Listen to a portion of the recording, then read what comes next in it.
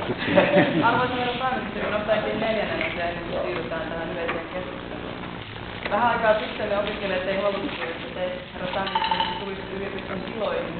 Tämä hallituksen politiikka on vaikeuttanut pienituloisten asemaa niin paljon, ja suurin osa opiskelijoistakin tähän ryhmään kuuluu.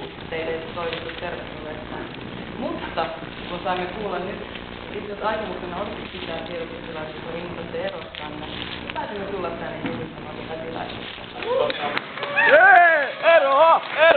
Eroa!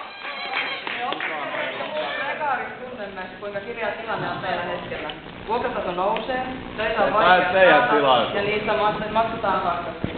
Lisäksi monissa kunnissa ollaan leikkaamassa palveluja. Hallituksen pitäisi tässä tilanteessa enemmänkin tasata tuloeroja ja tukea pienituloisia, mutta sen sijaan hallituksen on vähentänyt verotuksen progressiota ja pyrkinyt lisäämään köyhien osuutta veronmaksajista. Kaikkein eniten pääomatuloja saava tällä hetkellä maksaa saman veroprosentin mukaan kuin tavallinen palkansaaja.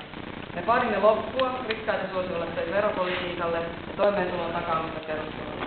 Me vaadimme lisäksi lisää asuntoja, joihin ihmisillä on varaa, kuten vaativat viime lauantaina ympäri Suomen monet ihmiset asunnottomien tapahtumista. Vaikka me iloitsemme teidän eropäätöksestänne, me haluamme korostaa, että meille ei riitä korruptiokoulussa hyvästyneiden poliitikkojen vaihtaminen vuoden sisällä. Politiikan sisällön on muutettava irti.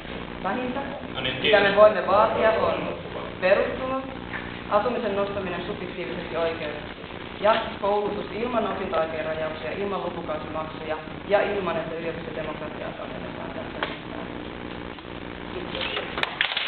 Eroa!